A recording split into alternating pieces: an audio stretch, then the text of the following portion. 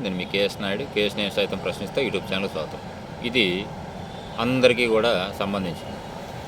AP ప్రభుత్వం భూ రిజిస్ట్రేషన్ల యొక్క విలువ పెంచుతుంది. 10-15% పెంచుతుంది. అది జనవరి నుంచి పెంచుతుంది. మనం గతం వీడియోలో కూడా చెప్పాం. ఆల్రెడీ గవర్నమెంట్ కూడా అఫీషియల్గా స్టేట్మెంట్ ఇచ్చింది. చిన్న లాజిక్ మర్చిపోతుంది. జగన్మోహన్ రెడ్డి తుమ్మినా, దగ్గినా, పక్కకు కూర్చున్నా, ఇంకోటి చేసినా నానా యాగి చేస్తాం కదా. మరి ఇప్పుడున్నటువంటి ప్రభుత్వం ధరలు పెంచింది కదా, రిజిస్ట్రేషన్ వాల్యూస్ పెంచుతుంది కదా, మరి ఎందుకు మాట్లాడడం కూడా ఎందుకని? అదే కానీ జగన్మోహన్ రెడ్డి ప్రభుత్వం ఉన్నప్పుడు ఏ ఒక్క రూపాయి పెంచినా ఎంత రాద్ధాంతం చేశాం. ధరలు పెంచాడు, దోచుకున్నాడు, దాచుకున్నాడు, ఇతర దేశాలకి పంపిణీ చేశాడు, షిప్పుల్లో పంపిణీ చేస్తున్నాడు, అది చేస్తున్నాడు, ఇది చేస్తున్నాడు అన్నాం. అవునా కదా? ఎందుకు ఇలా పక్షపాత ధోరణి? వాస్తవాలను వాస్తవంగా మాట్లాడాలి. ప్రభుత్వం ఏర్పడడానికి అందరూ సహకారం చేయాలి. ప్రభుత్వం ఏర్పాటు అయిన తర్వాత ప్రజల పక్షాన మాట్లాడాలి. ఎందుకంటే ప్రభుత్వం లేదన్నా పొరపాట్లు ఉంటే మనం ఎత్తి చూపితే ఆ పొరపాట్లలో సవరణ చేసుకుంటారు. నెక్స్ట్ కూడా అదే ప్రభుత్వం రావాలి అంటే మనం వాళ్ళ పొరపాట్లు ఎత్తి చూపాలా, ఆ పొరపాట్లు సవరణ చేసుకునేటట్టు చూడాలి. అట్లా కాకుండా సూపరు డోపరు ప్రభుత్వం సూపరు 100% సూపర్గా ఉంది అని అన్నాం అనుకోండి.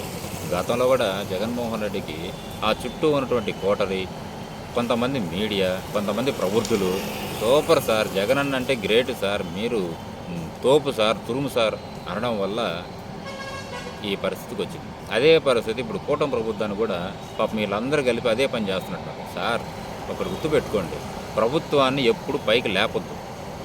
ఎప్పుడైతే మీరు అంత చేసేసారు అంటే గ్రౌండ్ లెవెల్ రియాలిటీ ప్రభుత్వంలో ఉన్నటువంటి పెద్దలకి తెలియదు.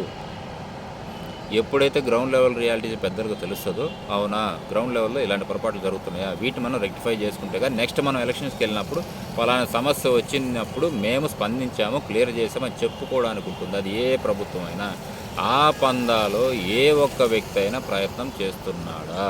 ఎంతసేపటికి మా పార్టీ గొప్ప, ఆ పార్టీ చెత్త అని అంటున్నారు అనేటటువంటి ఒక తరుణంలో పార్టీని డ్యామేజ్ చేస్తున్నారు అన్నది మాత్రం ఎవడూ గ్రహించడం లేదు.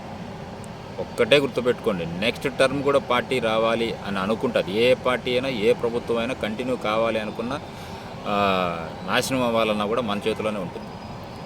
ఏదైతే సమస్యలు ఉంటాయో ఆ సమస్యలు ప్రభుత్వం దృష్టికి తీసుకెళ్ళాలి. ప్రభుత్వం దాని సమస్యని పరిష్కరిస్తే అది రేపు ఎలక్షన్ క్యాంపెయిన్లో చెప్పుకోవడానికి ఉంటుంది. మనం ఆ పని చేయడంలా. మనం బాగుందని అంటున్నాం, కానీ ప్రభుత్వాన్ని కోల్దోయడానికే మనం నడుం కట్టినట్టున్నాం. ఇది కరెక్ట్ కాదు. ఏ ప్రభుత్వం అధికారంలో ఉన్నా ఎలక్షన్ అప్పుడు మాత్రం ఖచ్చితంగా మీరు ఏమైనా మాట్లాడవచ్చు, ఏమైనా చేయొచ్చు. కానీ ఎలక్షన్స్ అయిపోయిన తర్వాత ప్రజాపక్షం కానీ నిలబడి ప్రభుత్వంలో ఉన్న లోటుపాట్లు కానీ ఏలెత్తి చూపితే ఖచ్చితంగా అవి సరిదిద్దుకుంటారు. ఆ సరిదిద్దుకున్నట్టు రేపు ఎలక్షన్ క్యాంపెయిన్లో అవే వాళ్ళకి అస్త్రాలుగా ఉపయోగపడతాయి. ఇది ఎందుకు మర్చిపోతున్నారు? ఇంత చిన్న లాజిక్ ఎలా మర్చిపోతున్నారు? అయ్యా, పార్టీ ముసుగులో ఉనండి, పార్టీ సింపథైజర్స్గా ఉనండి, తప్పులేదు. కానీ భవిష్యత్తులో కూడా పార్టీ రావడానికి కూడా మీ వంతు మీరు కృషి చేయండి. అంటే వాళ్ళు చేసినా చేయకపోయినా డబ్బాలు కొట్టడం కాదు, లేకపోతే పబ్లిసిటీ కాదు, అది కాదు. ఒక సమస్య వేలనెత్తాలి, ఆ సమస్యను పరిష్కారం చేయాలి, దీన్ని మీరు హైలైట్ చేయాలి. ఇది నాకు తెలిసినటువంటి విశ్లేషణ. మరి తప్పుంటే సారీ. దీన్ని నేను అడిగిన దాంట్లో న్యాయం ఉంటే మాత్రం షేర్ కొట్టండి. Thank you.